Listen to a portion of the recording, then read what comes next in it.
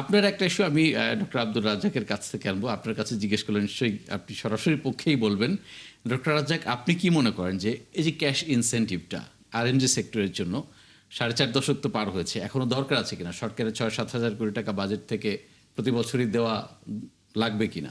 হ্যাঁ, প্রথমে দেখুন অর্থনীতিবিদ হিসাবে সেই পয়েন্ট অফ ভিউ থেকে এবং বাংলাদেশের ফিসকাল যে সিচুয়েশন সেখান থেকে রপ্তানি ক্ষেত্রে ভর্তুকি দেওয়াটাকে খুব একটা ডিফিকাল্ট একটা সিচুয়েশন আর কি। এটা আমরা সাধারণত ইকোনমিক্সে কেউ সাপোর্ট করি না, কিন্তু উভয় জানেন যে আমি দীর্ঘদিন ধরে বাংলাদেশের রপ্তানি খাতের উৎসাহটাকে ধরে রাখার জন্য কিন্তু বিভিন্ন সভা সেমিনার সব জায়গায় বলে আসছি আর কি, এবং সরকারকে সেই পরামর্শ দিয়ে থাকি। এটার কারণটা হচ্ছে পৃথিবীতে এখন দেখেন সব দেশের পলিসিতে কিন্তু আমরা অনেক রিভার্সাল দেখছি। আগে যে পলিসিগুলোকে মার্কেট বেসড করা ছিল সেই পলিসিগুলো কিন্তু চেঞ্জ হয়েছে। আমি বাংলাদেশের কথা বলছি না, বিশ্বের বিভিন্ন দেশে। তো চায়নার কথা দেখেন, চায়না যে এত ভালো করছে, ইভেন যে তাদের ইলেকট্রিক ভেহিকেলস এখন তারা অনেক ভালো করেছে, অনেক গবেষণা আছে, তারা সেখানে সরকার অত্যন্ত উদারভাবে ওই ইন্ডাস্ট্রিকে সাপোর্ট করেছে। মার্কিন যুক্তরাষ্ট্র সেও তার পলিসিকে বদলিয়েছে, এবং আপনি জানেন ঢালাওভাবে এখন মার্কিন যুক্তরাষ্ট্র তার ইন্ডাস্ট্রিকে সহায়তা করে যাচ্ছে। না, আমার আর্থিক সক্ষমতা সেটা না, সাপোর্ট তারপরে আমি বলে দেখেন G20 বা যে কোনো উন্নয়নশীল বিশ্বে কিন্তু এই সাপোর্টগুলো আছে। আছে, ইন্ডিয়াতেও আছে। ইন্ডিয়াতে আরো বড় আকারে ইন্ডিয়াতে অনেক আছে। বড় আকার আছে, তারা টেক্সটাইলে অনেক বড় হয়ে ঢুকতে আছে। আমার পয়েন্ট হচ্ছে অনেকটা এরকম যে আমাদের আর্থিক সক্ষমতা কম, কিন্তু আমাদের রপ্তানি খাতও কিন্তু খুবই সীমিত। কাজে এই রপ্তানি খাত যদি বড় না হয়, ভবিষ্যতে কিন্তু বাজারে ঢোকাটা উইল বি মোর ডিফিকাল্ট।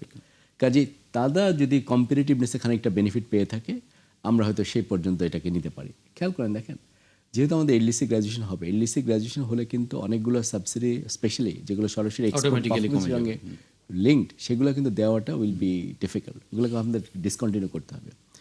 কাজে আমার বক্তব্য হচ্ছে যে পর্যন্ত আমাদের এই সুযোগটা আছে, সরকারের উচিত সেটা কিন্তু কন্টিনিউ করা। সেক্ষেত্রে ইস্যু আছে, সরকার চাইলে আরেকটি ইনোভেটিভ হতে পারতো এই সাবসিডিগুলো দেওয়ার ক্ষেত্রে। যেমন বলতে পারতো যে ঢালাওভাবে এক্সপোর্টের উপরে না দিয়ে যদি আমি ইনক্রিমেন্টাল এক্সপোর্ট কথা চিন্তা করি, যে কোনো একটা ফার্ম এই বছরে $2 মিলিয়ন এক্সপোর্ট করেছে, নেক্সট ইয়ারে যদি $3 মিলিয়ন করে, ওই এডিশনাল অ্যামাউন্টের উপর আমি বেশি রেটে দেবো, তাহলে হয়তো জিনিসটাকে আমরা আরেকটু ভালোভাবে ইনসেন্টিভাইজ করতে পারতাম, কম্পিটিটিভ করতে পারতাম সেটা। আর রপ্তানি ক্ষেত্রে যে সহায়তা দেওয়া হয়, এই সহায়তা কিন্তু আপনি অন্যভাবেই দিতে পারেন। অনেক ফার্মের টেকনোলজিক্যাল আপগ্রেডেশন দরকার হবে, এবং আপনি জানেন টেকনোলজিক্যাল আপগ্রেডেশন করতে হলে এটা কিন্তু কঠিন একটা কাজ, অনেক ইনভেস্ট করতে হয়। আমাদের দেশে পুঁজিবাজার খুবই, তো সেখানে সামান্য কিছু গভর্নমেন্ট সাপোর্ট দিলে এটা আমি মনে করি না খারাপ কিছু। তারপরে আরেকটা ইস্যু হচ্ছে, আমরা কিন্তু সাবসিডি দেওয়ার হার অনেক কিন্তু কমিয়ে এনেছি।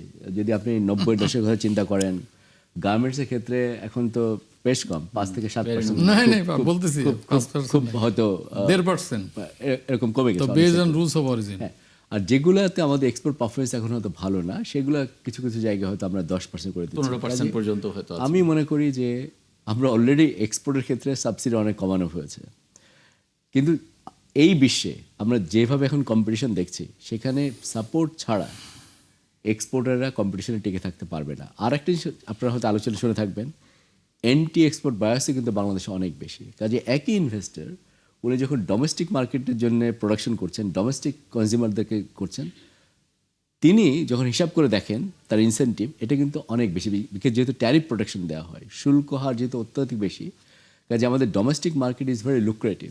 কাজে এক্সপোর্টার কেউ যদি $10 মিলিয়ন থাকে, উনি হয়তো প্রেফার করবেন ডোমেস্টিক মার্কেটকে কেটার করতে। আচ্ছা, এই প্রসঙ্গে আরেকটি বলে রাখলে ভালো, সেটা হচ্ছে দেখুন, আমরা যখন ডোমেস্টিক মার্কেটে কোনো জিনিস তৈরি করে বিক্রি করি, এখানে কিন্তু কোয়ালিটি কোনো বালাই নাই। অলমোস্ট একই জিনিস আপনি বাংলাদেশের ভোক্তাদের দিতে পারেন, এখানে খুব কমই কমপ্লায়েন্স এনশিওর করতে হয়। রপ্তানি করার জন্য কিন্তু আপনাকে কমপ্লায়েন্স হাইলি মেইনটেইন করতে হয়। উদাহরণস্বরূপ দেখুন, জুতার ফ্যাক্টরি আমাদের সাভারে আমরা সিটিপি চালু করতে পারি নাই, পুরা সেক্টর আমাদের এখন কমপ্লায়েন্ট না, যার ফলে কী হচ্ছে, আমরা ওই জুতা বা কোনো লেদার গুডস এক্সপোর্ট করতে পারছি না, যেটা আমরা সাভার থেকে তৈরি করতে পারি, কিন্তু একই জিনিস আমরা ডোমেস্টিক মার্কেটে বিক্রি করতে পারি।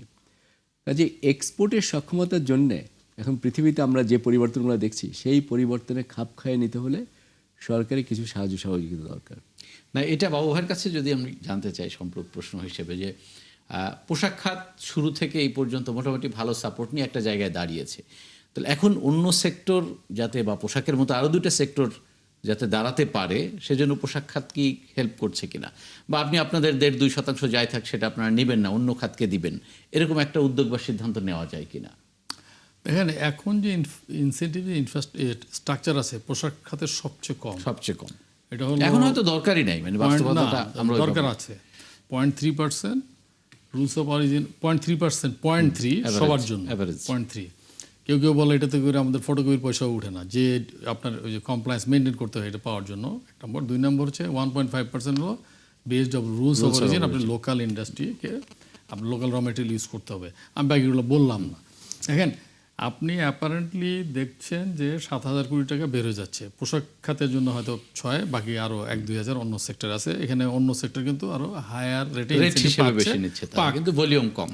পাক, অসুবিধা নাই, কারণ আমার তো কোনো রেস্ট্রিকশন নাই, আমি কালকে ফুটওয়ারে বা লেদারে যেতে পারবো না, বা আমার তো অন্যরাও যে এই সেক্টরে আসতে পারবো না এমন তো কোনো রেস্ট্রিকশন নাই। সুতরাং অন্য সেক্টর যদি আমার জন্য বেশি আকর্ষণীয় আমি ওখানে যাবো তো। আচ্ছা, তো এখন যেটা হচ্ছে আপনি বাহ্যিক প্রাথমিকভাবে দেখছেন 6,000 কোটি টাকা সরকার থেকে চলে গেল, কিন্তু এইটার যে চেন ইম্প্যাক্ট আছে, এক নম্বর হলো কর্মসংস্থান। আপনি এক্সপোর্ট এই ইনসেন্টিভের কারণে কিন্তু অনেক ছোট ছোট ফ্যাক্টরি দাঁড়িয়ে আছে। এটা বন্ধ হয়ে গেলে ফ্যাক্টরিগুলো বন্ধ হয়ে যেতে পারে। সবাইকে সমস্যা হচ্ছে কি আমাদের পোশাক শিল্পের, যেটা আমি সবসময় বলি, সবার যদি সক্ষমতা সমান থাকতো তাহলে ভালো হতো, কিন্তু আমাদের ফ্যাক্টরিগুলোর 3টা টিয়ার। টপ টিয়ার, ওকে আপনি ইনসেন্টিভ না দিলে কিচ্ছু হবে না, ওই ইনসেন্টিভ হিসাবও করেন, পেলে ওটা বাড়তি ইনভেস্ট করে। মাঝখানে যারা আছে ওইটাই সবচেয়ে বেশি এদের লাগে, না দিলে যে পড়ে যাবে এমন না, কিন্তু নিচের যে প্রায় 700-800 ফ্যাক্টরি আছে ইনসেন্টিভ না দিলে টিকবে না। আর যদি না টিকে তাহলে কী হবে, এই ফ্যাক্টরিগুলো বন্ধ হয়ে যাবে। এখন আপনি প্রশ্ন করতেন তাহলে কি সারা জীবন দিবেন যতক্ষণ পর্যন্ত আমার কম্পিটিটররা দিবে। নতুন করে ইন্ডিয়া দিচ্ছে। আমরা গত সপ্তাহে একটা বোর্ড মিটিং করেছি যে এক্সপোর্ট কেন ডিক্লাইন করছে, তো আমাদের ফাইন্ডিংসগুলো দিয়ে আমরা গভর্নমেন্টকে পলিসি দিব এবং সেখানে কম্পেয়ার করে দেখাবো যে ইন্ডিয়া কি দিচ্ছে, চায়না প্রকাশ্যে এবং অপ্রকাশ্যে কি দিচ্ছে, এখানে হলো ভিয়েতনাম কি করছে, তার কি সুবিধা, আমাদের কি অসুবিধা। আমাদের তো আরেকটা সবচেয়ে বড় চ্যালেঞ্জ, যেটা আপনি চাইলেও পরিবর্তন করতে পারবেন না অনেক ইনভেস্টমেন্ট, সেটা হচ্ছে আপনার জিওগ্রাফিক্যাল রিজনে, প্রক্সিমিটি রিজনে আমার লিড টাইমটা বেশি লাগে, যেটা ইন্ডিয়ার কম লাগে, ভিয়েতনামের আরও কম লাগে, চায়নার আরও কম লাগে। তো সেইখানে আবার ঘুরে ফিরে আপনাকে ইনফ্রাস্ট্রাকচার ইনভেস্ট করতে হবে, আপনাকে ডিপ সি পোর্ট লাগবে। তো ওইটা করলে তাহলে আমার লিড টাইমটা কমলে আমার ওই ইনসেন্টিভটা তখন হয়তো না দিলেও আমার চলবে। বাদ দেন ডিপ সি পোর্ট অনেক টাকা ইনভেস্টমেন্ট, কেন ঢাকা চিটাং এটা আমরা এক্সপ্রেসে করতে পারতেছি না, এটা উদ্যোগ কেন নিচ্ছি না?